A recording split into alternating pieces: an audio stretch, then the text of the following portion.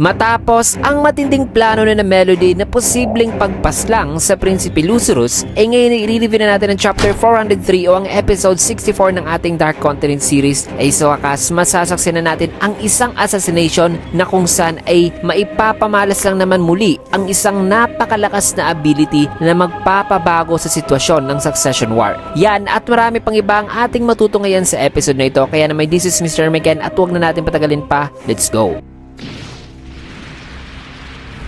Ang pamagat ng ating chapter ngayon ay results at nagsimula eksena dito sa Black Whale na kung saan ay ayon dito na ito pa rin pala ang ika-11 araw ng paglalayag, Miyerkules 6:45 AM. Na matapos sa eksena ngayon ay dito sa Tier 2 ng Justice Department Prosecution and Courthouse Area Entrance, may kita na nagpunta na pala rito si Balsamico para isagawa na ang kanyang assassination sa Prinsipe Hulkenberg. Na sa kanyang isipan ay sabi niya na ang personal guards daw ng 9 Prince Hulkenberg ay wala na raw dito malapit sa courtroom. At ang mga pinakamalapit daw nitong mga tauhan ay nasa VVIP area raw ngayon na naka-under surveillance na raw. Habang ang iba naman ay na-reassign na raw at nagkahiwa-hiwalay na raw sa Tier 3 pababa. Kaya wala na raw kasama ngayon si Hulkenberg sa tabi nito na tutulong daw sa kanya upang makapag-produce daw muli ng isang napakalakas na pagbulusok ng aura. Matapos din ay nakapunta na nga si Balsamico sa entrance na kung saan ay binade-check muna siya at na-clear naman siya kaya ay nakapasok siya. Habang iniisip niya na lalapit daw siya mamaya sa Prinsipe during sa cross-examination na ang lapit ay sapat na raw upang maibigay na niya talaga ang 100%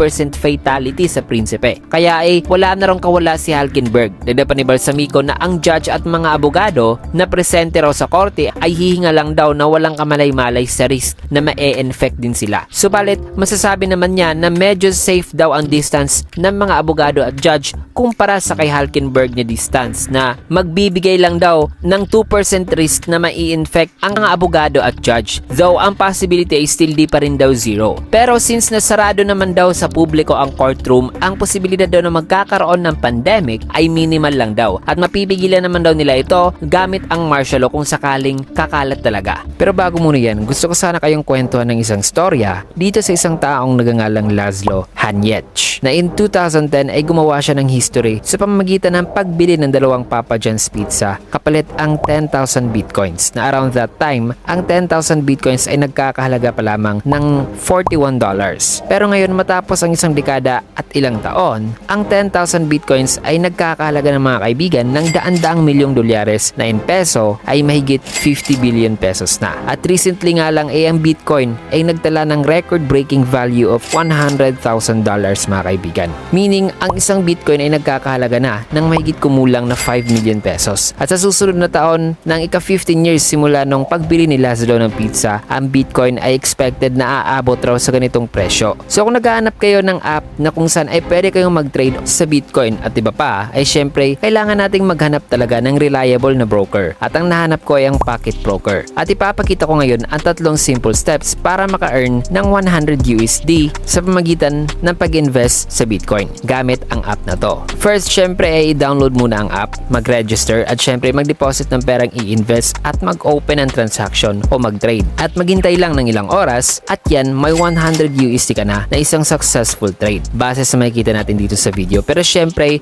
ang ganitong profit ay nagdedepende mga kaibigan sa price movements ng isang coin na ini-investan mo at kung magkano rin ang in-invest mong pera. So pwede nyo rin yung subukan mga kaibigan. Pero don't forget to use my promo code kung sakali mang magsasign up kayo. At di lang crypto ang available dito mga kaibigan, pwede rin kayo mag-invest sa stock market at quick tip bago mag-trade ay pwede nyo tignan ang candlestick chart para makita ang trend. Halimbawa, kung may makita kayong 3 magkasunod na green candlestick ay nag-indicate yan mga kaibigan na pa-upward ang trend na posibleng bababa yan. Kaya ay pwede kayong mag-sell short o dito ay i-click ang lower para makapag-gain pa rin kayo ng profit kahit pababa ang value ng investan nyo. Kaya para sa mga interesadong investor na kagaya ko ay may 2 akong regrets mga kaibigan. Una ay hindi ko pagbili sa Bitcoin way back 2010 at pangalawa ay di ko kagad na-discover ng maaga ang Pocket Broker. Napakadali pa namang mag-sign up dito. Pwede pwede kayong mag-sign up gamit lamang ang Gmail at Facebook. At ngayon ay may special treat ako sa inyo at yan ay yung paggamit sa promo code natin mga kaibigan. Upang sa pag-sign up nyo ay makakakuha kayo kaagad ng bonus mga kaibigan sa unang deposit na inyong gagawin. Kaya ay ilagay nyo lang dyan sa promo code ang 100 MRKEN, big letters po yan lahat at walang space. At kung i-withdraw nyo naman ang mga profits na nagain nyo, ay sagot din yan ng Pocket Broker na may maraming paraan ng pag-withdraw na from bank transfers, e-wallet o cryptocurrencies, lahat yan ay available dito na with zero commission pa sa pag-withdraw, may 24/7 support. So ang Pocket Broker talaga ang platform o app na kailangan nyo para kumita through investing. Kaya kung interesado kayo ay pwede nyong i-check ang Pocket Broker app o site at mag-register gamit ang link na ilalagay ko dyan sa description at pin comment. At syempre huwag nyo rin kalimutan na ilagay ang promo code natin dyan for additional bonus. At para sa mga hindi pa alam ang mundo ng trading ay huwag po kayong mag-alala dahil hindi po sugal ang pinopromote natin dito para po ito sa mga gusto mag-invest in crypto o stock markets and the likes. Ayan, maraming salamat. Now let's get back to the video.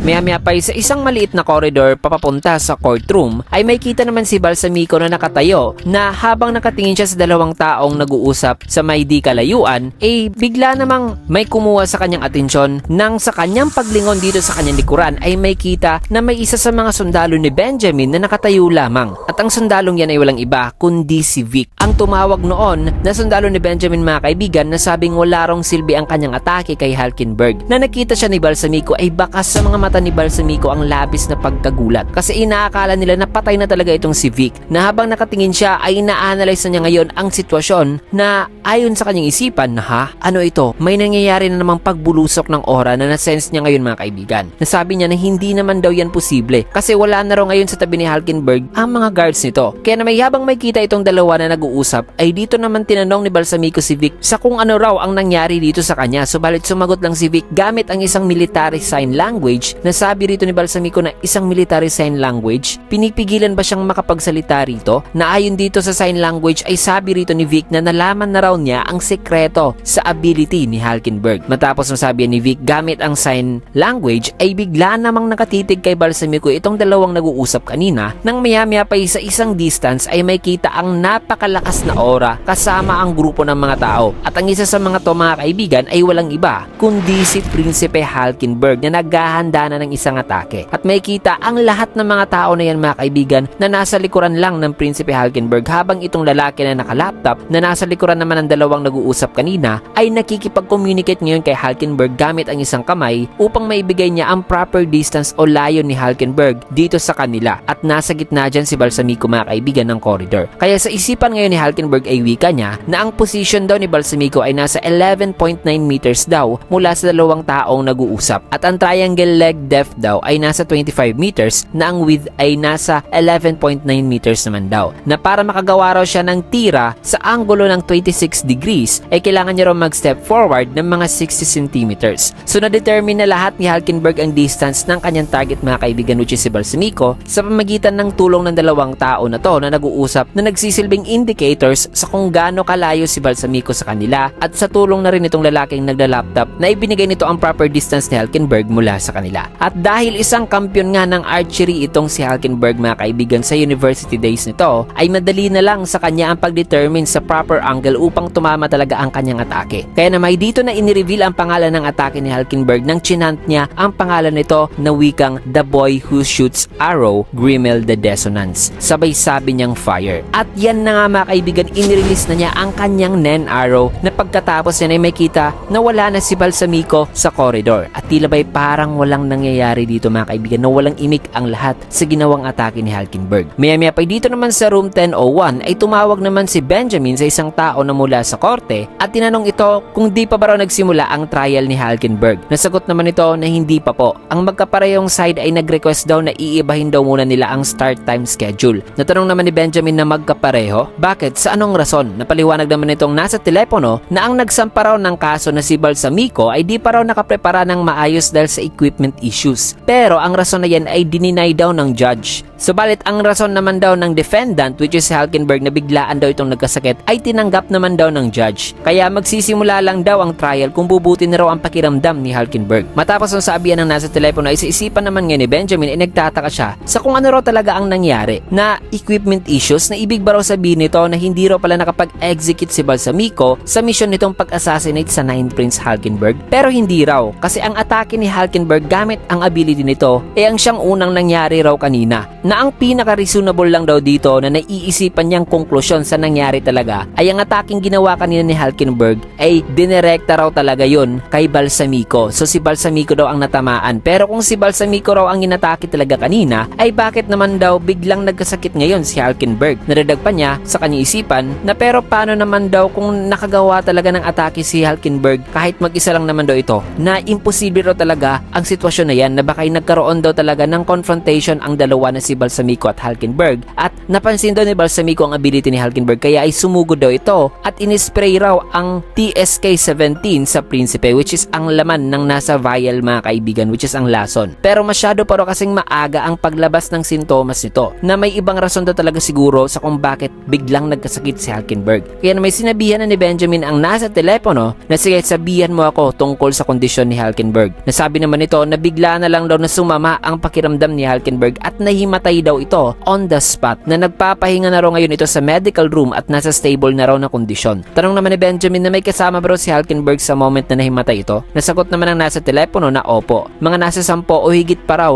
na mga supporters daw ni Hulkenberg ang tumulong sa Prinsipe noon, at ang ilan daw ay kasama raw nito sa medical room ngayon. Nang masabi na nasa telepono ay sa isipan naman nga ni Benjamin ay wika niya na so ang mga supporters daw ni Hulkenberg ang nag-assist sa kanya dahil na na-activate daw pala nito ang kanyang ability, na kung may sapat daw palang loyalty ang mga supporters nito ay kahit saang galing pa yan na organisasyon ay tumutulong pa rin daw pala ito sa pag-activate sa ability ni Hulkenberg. Maya pa ay nagsalita naman na nasa telepono na sabing nandito na pala ang kapitan mo, mahal na Prinsipe Benjamin, na gusto raw na makipag-usap itong kanyang kapitan na si Balsamico dito sa kanya. Kaya sa isipan naman ngayon ni Benjamin ay sabi niya na isa raw talaga itong trap, na ang sakit daw ngayon ni Hulkenberg ay pinipeke raw nito, na ang kapitan na si Balsamico ay inatake raw talaga nito noon, at ngayon ang Balsamico na gustong kausapin siya ay pinilit lang daw, na ibig sabihin daw niyan na ang ability ni Hulkenberg ay isa raw palang coercive manipulation ability, na fully control talaga ang target nito. Kasi nung nangyari raw ito noon kay Shikaku ay sinabi raw noon ni Balsamico na ang manipulation ability ay first come first serve daw, na siguro ay ang first come first serve ay nangyayari lang daw sa labanan between sa dalawang tao lamang, na ibang istorya na raw siguro kung isang uri raw ito ng napakalakas na manipulative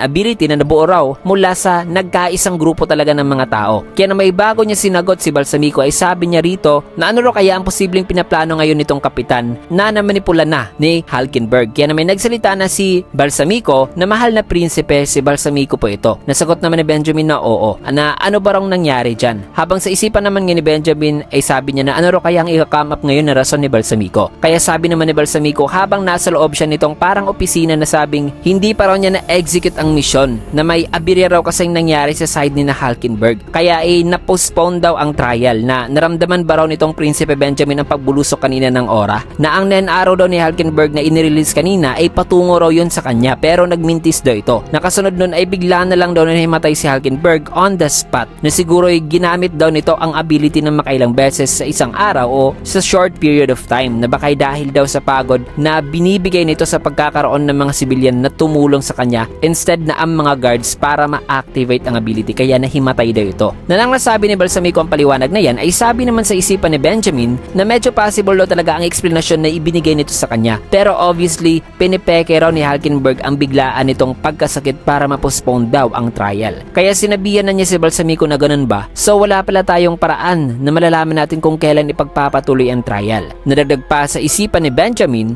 na wikang Balsamico, kung babalik ka rito na hindi mo na-execute ang mission ay ikukonsidera ko ito na isang kudita na nagkasabwat kayo ni Hulkenberg, na magbibigay daw talaga siya ng order of martial law para patayin daw si Balsamico at Hulkenberg kung mangyari man yan. Maya pa sagot naman ni Balsamico sa tanong kanina ni Benjamin na so hindi raw pala nila malalaman kung kailan i-resume ang trial, ay wika niya na actually ito na raw ang kanilang tsansa, na gusto raw niyang mabigyan ng permiso na mapuntahan talaga niya si Hulkenberg habang nasa ganitong kalagayan pa raw ito, na ang ilan daw siguro sa mga supporters ni Hulkenberg ay nasa tabi raw nito ngayon. Naayos lang ba raw yan kay Benjamin, na kahit nasa tabi ni Hulkenberg ang mga supporters nito ay gagawin niya pa rin ang kanyang misyon, na bago pa man sumagot si Benjamin ayon naman ngayon sa kanyang isipan na execute pa rin daw pala ni Balsamico ang misyon habang nasa medical room daw si Hulkenberg, na nagpapanggap lang ba raw si Balsamico ngayon para gamitin ang time na yan upang makahanap daw ito ng oportunidad na itrap daw siya. Kaya sinabihan na niya si Balsamico na ikaw na ang bahala, ang gusto ko lang ay ang resulta niyan. Kaya sagot naman ni Balsamico na naiintindihan ko po kayo. At aware daw siya na dahil sa ginamit doon ni Halkenberg ang ability nito kanina ay sinususpetsahan na raw siya ngayon, kaya ay di raw talaga siya babalik dyan hanggat sa di pa raw niya nakumpleto ang misyon na pinakiusapan na niya ngayon si Benjamin, mga kaibigan, na sana ay ipaalam daw ngayon sa kanyang mga tauhan ang kanyang gagawin,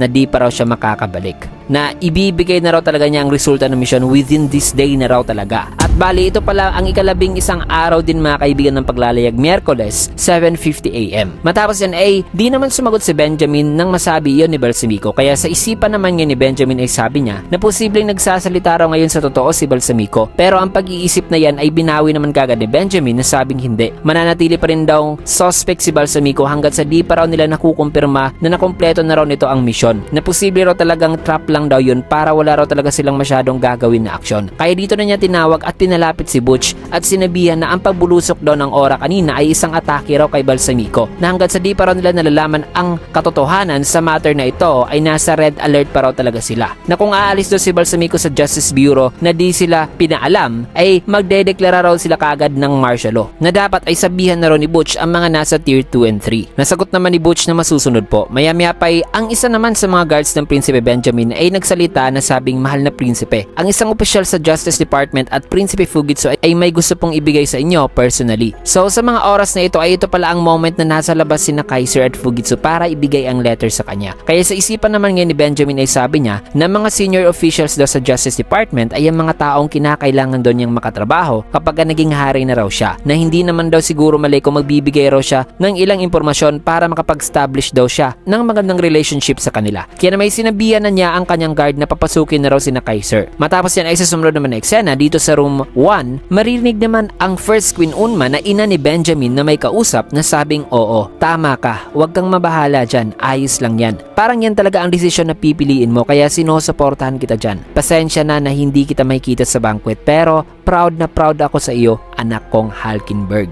So anak pala ng first Queen Unma si Halkenberg, meaning hindi pala anak ng second Queen Dwazol itong si Halkenberg. So technically, tatlo pala talaga ang anak ni Unma, na una si Benjamin, pangalawa si Cherenik, at pangatlo si Halkenberg. Na matapos sa eksena yan ay balik dito kay Benjamin na binuksan na ang letter na ibinigay ni Fugitsu, ay ang laman pala ng letter, mga kaibigan, na isinulat ni Kacho ay isang revelasyon na ang tunay daw na ina ni Halkenberg ay ang first Queen Unma o ina ni Benjamin. Na ayon pa sa nakasulat na nanatili lang daw tahimik ang lahat ng mga tao sa katotohanan yan dahil sa takot na magpakita raw ng walang respeto sa reyna at sa mga prinsipe. Pero dahil patay na raw siya ngayon, ayon dito sa isinulat ni Kacho, ngayon ay pwede na raw niyang sabihin o isiwala talaga ang lahat. Paliwanag pa ni Kacho dito sa letter, which is alam naman natin na ang letter ay may info na mula mismo kay Kaiser, na ang first queen daw ay humingi raw ng pabor sa second Queen Dwazol noon na protektahan si Halkenberg sa assassination o sa mga masamang plano ng mga nakakatandang kapatid nito sa pamagitan ng pag-iba raw sa order ng pagiging prinsipe nito among sa 14 na mga prinsipe. Yan daw ang mga kumakalat na teorya sa international websites. Pero ang order daw ng prinsipe ay wala na rong meaning ngayon na nagsimula na rong succession battle. Pero kung totoo raw ang rumor na yan, then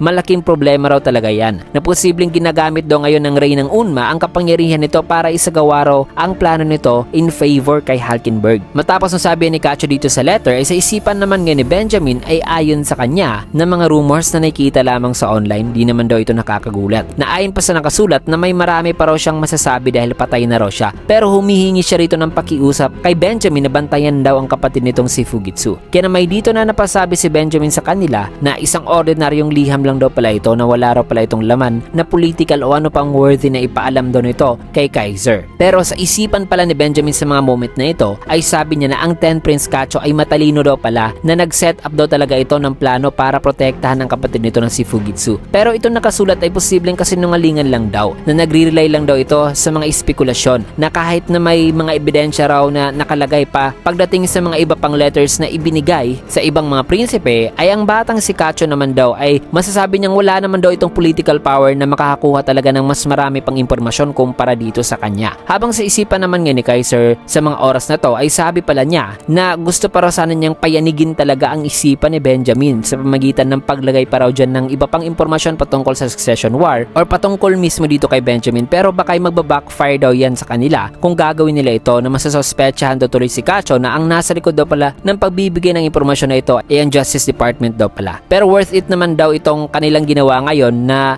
malaman kung gusto o nangangatin raw pala talaga si Benjamin sa pagdeklara ng martial law. Basta't may makita lang raw itong valid na rason na di gaanong ka-obvious na for self-interest lamang nitong si Benjamin. Matapos ng eksenang yan ay may kita naman si Zhang Lei, Camila, Tubepa at Tyson na may gulat at mas naiintrigang mga mukha mga kaibigan habang binabasa na nila ang kani-kanilang sulat na ibinigay ni Fujitsu. Matapos yan ay dito naman kina Melody ay sabi nila na ang nag-reject daw sa kanilang mga letter ay ang 4th Prince Cherignik daw at ang 13th Prince Marayam at ang 9th Prince Halkenberg ay nasa medical room daw for medical treatment. Nasabi naman ni Kacho na gusto raw sana niyang mabasa talaga ni Cherignik ang letter para sa kanya pero nag-decline daw kasi ito. Nasabi naman ni Kaiser na ang paraan daw ng pananalita ngayon ni Kacho patungkol sa 4th Prince ay para bang nagpapakita na mabait na tao ito. Nadiretsahan nga raw silang sinabihan noon na itapon daw ang letter nito. Nasagot naman ni Kacho na even if isa lang daw sa kanila ang magbibigay ng interest doon ay posible raw na magre-rely na raw sila kay Fujitsu sa pagkuha ng mga impormasyon. Nasabi naman ni Kaiser na the fact na namarkahan na nila ang room ng 7th Prince Lazarus na pwede nang mapuntahan nila ang kwarto nito gamit ang ability ni Fujitsu ay masasabi niyang success daw ang kanilang operasyon. Nasabi naman ni Melody na pero ngayon nandito na raw sila sa mas mahirap pa na part. In which ay sabi naman ni Kacho na oo kasi may kita na kasalukuyang nasa medical room na pala si Fujitsu. Nasabi naman ni Melody na salamat daw kay Basho na napataboy nito ang mga evil spirits na nakapaligid sana lagi kay Fujitsu. Na dapat na magpahinga raw muna at matulog si Fujitsu kasi kailangan daw nila na makarecover ito ng husto. Nasagot naman ni Kacho na sang-ayon daw siya dyan na masama raw kung hindi raw tuloy magagamit ni Fujitsu ang ability nito sa napaka-crucial pa na moment. Kaya ayon naman kay Kaiser na dapat na magpahinga rin daw muna sila. Sabay sabi naman ni Kacho na bukas ng gabi isasagawa na natin ang ating misyon. Matapos yan ay dito naman sa room 1014 may kita naman si Kurapika na nagsasalita kasama ang Reynang Oito at si Wobble na sabi ni Kurapika na ang kamatayan daw ay punishment daw sa nakaantay pala sa mga taong aalis ng ship o tatakas during sa succession contest. Na unfortunately, itong ship daw pala mismo ang urn o banga sa worm toxin. Na sa mga di pa pamilyar sa worm toxin mga kaibigan, ang worm toxin ay isang tradisyon ng paglalagay ng mga venomous na insekto sa isang lalagyan o usually sa isang banga para magpatayan ang mga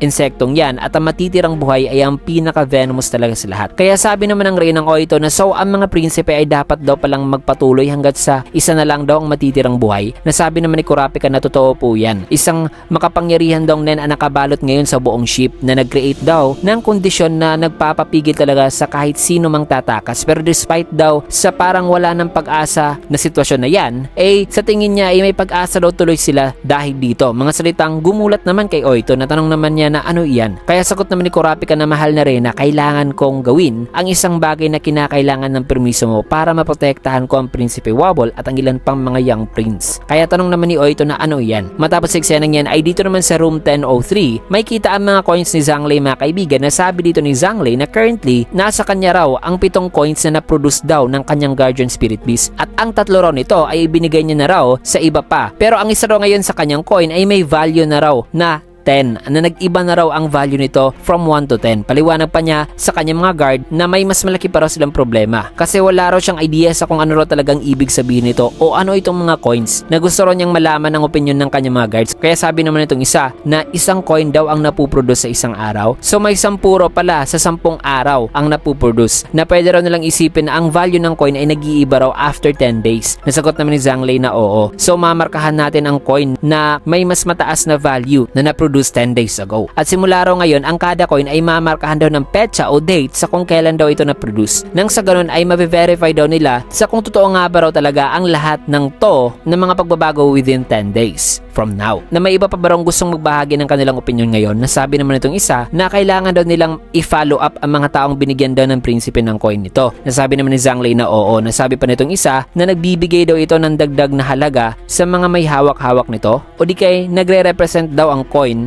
o ang number na nasa coin na related daw sa growth ng owner o may hawak-hawak nito. Ayon pa ng isa na siguro ay gagamitin na lang daw nila ito bilang pera na nag-i-increase daw ang value. Ayon pa nitong isa na kung ang value daw ng coin ay nag-i-increase daw sa kada 10 araw, ang 10 coins daw nito ay magiging worth 10k na raw sa loob daw ng isang buwan. Nasagot naman ni Zhang Lei na magaling pala. So after 630 days ay magkakast tayo ng Hocus Pocus. Natanong naman itong isa na ano po yan mahal na prinsipe. Nasagot naman ni Zhang Lei na wala. Habang sa isipan naman naman ni Zhang Li ay wika niya na napakababaw naman daw ng mga idea nitong kanyang mga guards, na ang lahat ng kanyang mga guards ay kulang daw talaga sa kaalaman at experience para malaman ang tungkol sa mga Nen abilities. Kaya sinabihan na niya sila na tawagan daw ang room 1014. Nasa isipan din ni Zhang Li na ang impormasyon daw sa Nen na makakaapekto daw sa labanan ng trono ang tungkol sa kanyang guardian spirit beast at ang epekto na ibinibigay daw nito ay kailangan niya raw talagang malaman, kaya kailangan niya talaga si Kurapika para masagot ang lahat ng yan. Matapos sa eksenang yan ay balik dito sa Justice Bureau. Makikita naman dito na nag-uusap-usap ngayon itong sina Kaiser at Steiner. Nasabi naman ni Kaiser na ayos lang yan.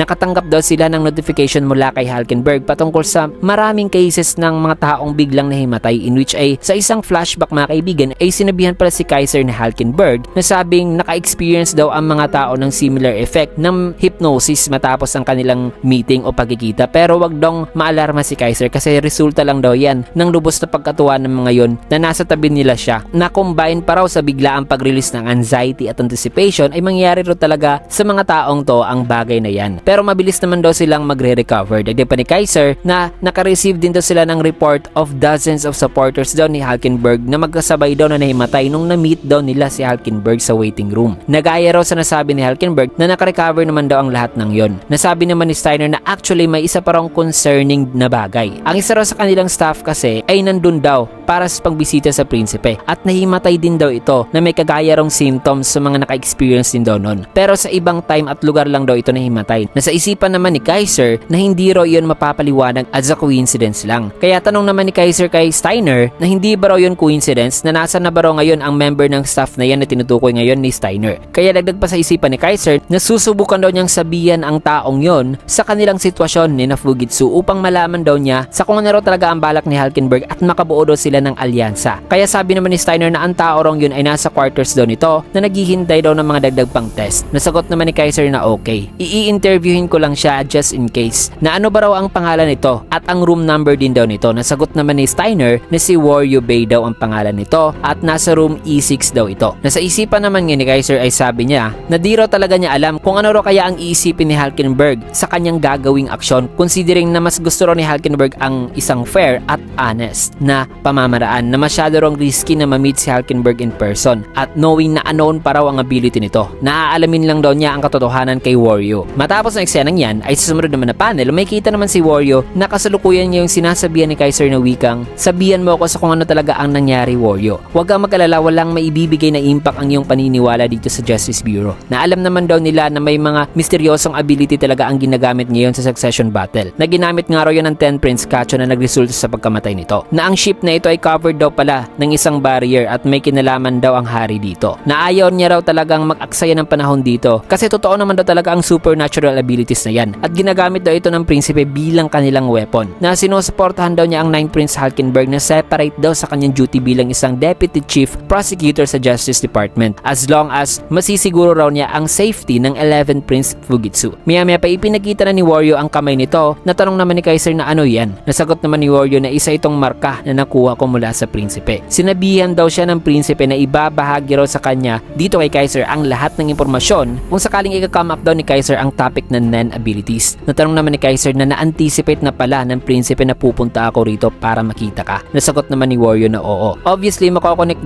na raw yan ni Kaiser simula nung nangyari ang reports ng pagkahimatay ng mga tao, na kung di raw makikipag-meet up si Kaiser kay Halkenberg ay isa raw itong pruweba na nagiging maingat daw si Kaiser sa prinsipe, na ibig lang din daw sabihin nito na alam daw pala ni Kaiser ang existence ng Nen. Nasagot naman ni Kaiser na spot on daw, tama raw si Waryu. Kaya sabi naman ni Waryu na ang 9 Prince Halkenberg ay mamamatay na raw. Mga salitang nagpagulat naman ngayon kay Kaiser. Matapos yan ay dito naman sa room 1001 may kita nakausap ngayon ni Benjamin si Balsamico. Nasabi rito ni Benjamin na sigurado ka ba? Nasagot naman ni Balsamico na ang misyon ay complete na raw. Nagaya sa plano nila ay i-deliver na raw niya ang resulta mamayang gabi. So mamayang gabi na raw iipekto ang kanyang ginawa. So balit habang nagipag-usap si Balsamico sa telepono ay may kita na na-possess na pala siya ni Halkenberg mga kaibigan. So ang dahilan pala na nahimatay si Halkenberg ay dahil sa siya pala ang nailipat sa katawan ni Balsamico nang tinamaan ito ng kanyang atake kanina. Kaya na may matapos sa eksenang yan ay may kita naman si Halkenberg na wala pa ring malay mga kaibigan habang pinapaligiran siya ng kanyang mga civilian na supporters. At sa likuran nila ay may kita naman ngayon na dumating na pala si Kaiser. Matapos sa eksenang yan ay sa sumunod naman na panel, balik kina Kurapika ay tanong ngayon ni Oito na gusto mong isa po publiko ang laman ng letter? Nasagot naman ni Kurapika na opo, na ang susunod daw na NEN class ay magsisimula na raw bukas at gaya raw sa nakaraang NEN class, ang pag-a-attend daw ay depende na lang daw sa mga prinsipe. At sa araw na yan ay ipapaalam daw niya na isa sa publiko niya raw sa lahat ng mga dadalo ang laman ng letter. Pero of course ay hindi raw ang kanyang letter kundi ang letter daw na naka-address dito sa Reynang Oito. So may ibang letter pala na ibinigay kay Kurapika. Nasagot naman ni Oito mga kaibigan na kung kailangan mo bakit kailangan mo pa yung gawin? Kaya paliwanag pa ni Kurapika na may tatlo raw siyang rason dito. Na una ay para maiwasan daw ang unnecessary suspicion sa kanila. Kasi ang mga letters daw para sa mga higher ranking prince ay naglalaman daw kasi ng pag-i-expose sa mga krimen o kahit na ano pang issue na mga ginawa ng higher ranking prince. Nakakabahan raw talaga ang mga yon kung malalaman nila na may isa o ang mga lower rank prince ay nagtataglay daw pala ng mga info din yon. At posibleng magpapabilis daw yan sa conflict. Kaya ang pangalawang rason ay inaasahan daw niya na ang mga hiling daw ng Prinsipe Kachot na naisulat sa letter ay magbibigay daw talaga ng impact sa succession war na parang babagal daw ang progress nito. At ang pangatlong rason daw ay ang kanyang pagdeklara na isa sa publiko niya ang laman ng letter ay posible raw makakapagbigay sa kanila ng opportunity na magkakaroon daw ng contact sa higher ranking prince. Pero posible rin daw ang kabaliktaran ang pwedeng mangyari na depende na lang daw sa kung sino ang magre-respond at sa kung ano raw ang kanilang rason ng pag-respond ay dyan na lang daw nila ikakansila ang pagsasa publiko sa letter. Nagagawin nila itong parang kanilang alas mga kaibigan. Na matapos ang eksenang yan ay minutes or hours later may kita na papasok na sina Kurapika kasama ang Reyna at Prinsipe Wobble dito sa quarters ng third Prince Zhonglei. So ano kaya ang susunod na mangyayari mga kaibigan gayong nagsimula ng kumilos ang iba at ang iba ay isasagawa na rin ang kanilang sariling misyon ng pag-eliminate sa iba pang mga prinsipe? Well, mas titindi pa ang mangyayari sa susunod kaya abangan nyo lang yan mga kaibigan kasi dito mo natin tatapusin ang video sa last panel nito. Kaya naman kung nagustuhan yung video can get a like, comment, subscribe and follow na rin sa bagong FB page natin for more videos and updates like this. Maraming salamat pero bago mo natin tatapusin yung video ay shoutout sessions muna tayo.